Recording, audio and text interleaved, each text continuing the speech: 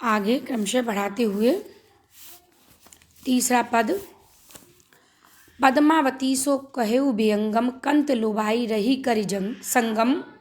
तू घर घरनी भई पीऊ हरता मोहितन दीनेसी जप ओ बरता। रावट कनक सु तो कह भयऊ रावट लंक मोही के गयऊ। तेहि चैन सुख मिले शरीरा मोह कह दिए दुख धुंध पूरा। हमऊ बिहाई संग ओही पीऊ आपहु पाई जानि पर जीऊ। हमऊ मया करि जीऊ फरा मोही जियाऊ कंत देई मेरा। मोही भोग सो काज न बारी सोह दीठ के चाहन हारी। सबति न होई तू बैरन मोर कंत जेही हाथ। आन मिलाव एक बेर तोर पाए मोर माथ। बहुत अच्छा है ये। पद्मावती से नागमती कहती है कि पद्मावती सो कहेउ विहंगम, हे विहंगम, हे पक्षी, तू पद्मावती से जाकर के कहे, बोलो, बताओ, कहो कि कंत लोभाई रही कर संगम, कि मेरे कंत को, मेरे प्रियतम को, मेरे पति को अपनी ओर आकर्षित करके, लोभाई माने आकर्षित करके अपने प्रेम जाल में फंसा करके करि संगम और उसके साथ मिलन मिलाप करने में लगी है, आनंद भोगने में लगी है। तू घर घरनी भई पीऊ हरता मोहितन दीनेसी जप ओ बरता। तू जो है अपने घर में घरवाली बन गई, भई पीऊ हरता, जबकि तू प्रियतम का हरण करने वाली है। पराय प्रियतम का, दूसरे के पति का हरण करके तू जो है अपने घर में घरवाली बन गई, उसकी मालकिन हो गई। और मोहितन दीने से जप ओ बरता, और मुझे, मेरे तन को, मेरे शरीर को तूने जप और व्रत करने के लिए छोड़ दिया या बदले में दे दिया। तू संगम कर रही है और मुझे जप और व्रत करने के लिए, कठिन तपस्या करने के लिए छोड़ दिया। रावट कनक सो तो कहूँ भयऊ, महल, तेरे महल तो सोने के हो गए, स्वर्ण निर्मित हो गए, स्वर्ण के समान तुझे आनंद देने वाले हो गए, सुख देने वाले हो गए।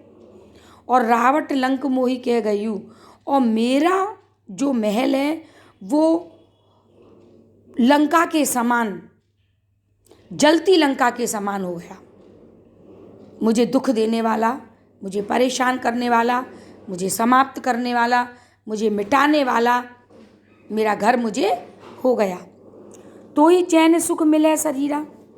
तू मेरे प्रियतम को प्राप्त करके सारे शारीरिक सुखों को उनके साथ मिलन करके, संजोग करके भोग रही है। और मोह कह कि ये दुख धुंध पूरा, और मेरे जीवन में या मेरे जीवन को, मेरे जन्म को तूने सारे दुखों से भर दिया। सारे सांसारिक दुख मानो मेरे जीवन में समाविष्ट हो गए। हमऊ बिहाई संग ओही पीऊ, मेरा विवाह इस प्रियतम के साथ हुआ था। मैं इस प्रियतम के साथ ब्याही गई थी, इसने मेरा वरण किया था। आपऊ पाई जानि पर जीऊ, और अब मैं इसके लिए पर माने पराई हो गई हूँ पूर्ण रूप से, और इसने तुझे अपना लिया है, तूने मेरे प्रियतम को अपना लिया है, और सब कुछ जानते हुए भी मैं आज पराई हो गई हूँ। इसलिए नागमती पद्मावती से कहती है कि हे पक्षी, तुम जाकर के उससे कहो, हमहु मया करो, हम पर दया करे, कर जीव फरा, और मेरा जो जीवन का आधार है, मेरा जो जीव है, मेरा जो प्राण है, मेरा जो पति है, उसको फरा माने लौटा दे, वापस कर दे। मोही जियाऊ कंत देऊ मेरा, और मुझे मेरे कंत को, मेरे प्रियतम को दे करके, लौटा करके मुझे जीवन दान दे। मोही भोग सो काज ना बारी, हे सखी, मुझे मेरे प्रियतम के सुख को भोगने दो, ताकि मेरा जन्म लेने का मकसद पूरा हो, मेरे विवाह करने का तात्पर्य पूरा हो। सोहे दीठ के चाहनहारी, और मैं देखने वाले की नज़रों में, संसार की नज़रों में चाहने वाली, उसको प्राप्त करने वाली हो जाऊं। वो मेरा हो जाए और मैं उसकी हो जाऊं। सवत न होई तू बैरन, हे सवत माने सपत्नी, दूसरी पत्नी, जिसे सौत कहते हैं ग्रामीण भाषा में। हे सपत्नी, तू मेरी बैरिन माने दुश्मन मत बन, मोर कंत जेई हाथ, क्योंकि मेरा पति उसके हाथ है, इसलिए वो सपत्नी है। मेरा पति जिसके हाथ है वो सपत्नी, तू मेरी बैरिन दुश्मन मत बन। आन मिलाव एक बेर, मुझे एक बार मेरे पति से मिला दे। जीवन रहते हुए, जन्म रहते हुए, समय रहते हुए मेरे पति को मुझे लौटा दे। मेरे पति से मिलन करा दे। और अगर तू ऐसा कराने में मेरा सहयोग देती है या मेरे कार्य को करती है तो तोर पाए मोर हाथ, तो तेर माथ, यानी तेरे चरणों में सदा मेरा शीश नवा रहेगा कि मेरे पति से मिलन हो गया। अब यदि हम इसके आध्यात्मिक अर्थ को लेते हैं तो थोड़ा सा देखिए, बाकी आप इसे विस्तार से करने का प्रयास करेंगे। मैं आपको कुछ बताती हूँ।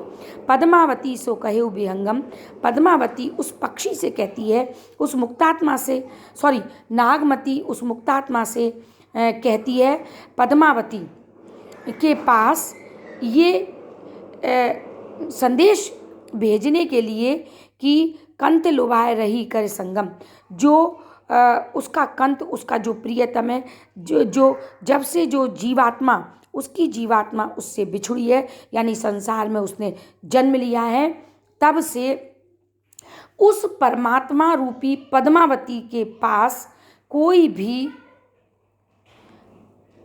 संदेशा भेजने के लिए तैयार नहीं है कि कोई जाकर के ये पद्मावती से कहे कि उसके पति से मिलाने में, यानी परमात्मा से उस सांसारिक जीवात्मा का मिलन करवाने में वो उसका सहयोग करे। इस समय पद्मावती प्रसन्न है क्योंकि उसका उस परमात्मा से मिलन हो रहा है, और उसका जो नागमती रूपी जो सांसारिक जीवात्मा है वो बुरी तरीके से परेशान है। सांसारिक जितने भी सोने की लंका रूपी सांसारिक जितने भी भोग विलास हैं, घर महल, भोग विलास, मोह माया, सांसारिक माया, ये सब उसके लिए एक जलती लंका के समान है, जो उसके जीवन को भस्म करने में लगे हुए हैं, बेचैन बनाने में लगे हुए हैं। उसके शरीर को किसी भी प्रकार से सुख नहीं है क्योंकि उसका पति उससे बहुत दूर है। वो उसका हरण किसी और सपत्नी के द्वारा कर लिया गया है, दूसरी जीवात्मा के द्वारा कर लिया गया है। इसलिए तेहि चैन सुखे मिले शरीरा, उसके सुख को भला कैसे, उसके शरीर को, उस जीवात्मा को कैसे सुख मिल सकता है संसार में, जो परमात्मा से बहुत दूर है, जिसका परमात्मा से मिलन नहीं हो पा रहा है, जो परमात्मा से बिछुड़ गई है और जो परमात्मा के विरह में तड़प रही है। हमऊ बियाई संग ओई पियू, इस संसार में आने से पहले वो जीवात्मा भी परमात्मा में समाविष्ट थी। चूंकि जीवात्मा परमात्मा का अंश मात्र है, इसलिए वो एक अंश के रूप में अब एक शरीर में व्याप्त हो चुकी है। इसलिए आप उपाय जान पर जीव, अपने जीव के समान मुझे भी जान करके और मेरी भी पीड़ा को दूर करने का प्रयास किया जाए और परमात्मा से सदा सदा के लिए मेरा मिलन कराया जाए। हे पद्मावती, तू मुझ पर दया कर। वो जीवात्मा कहती है जो परमात्मा से बिछड़ी हुई है, और मुझे मेरा प्रियतम, मेरा परमात्मा मुझे वापस लौटा दे। मेरी जीवात्मा उसको प्राप्त करने के लिए, उसका दर्शन करने के लिए, उसमें समाविष्ट होने के लिए बहुत बेचैन है, तड़प रही है, जब से इस संसार में आकर के उससे मेरा बिछो हुआ है। और मोही भोग सो काज न बारी है सकी। मुझे इस संसार में किसी भी भोग से कोई भी सुख नहीं मिल रहा, कोई भी मतलब नहीं है, और मैं केवल अपने उस प्रियतम, उस परमात्मा को प्राप्त करना चाहती हूँ, जिसकी मैं चहेती हूँ, जिसे मुझे अंत में प्राप्त करना है।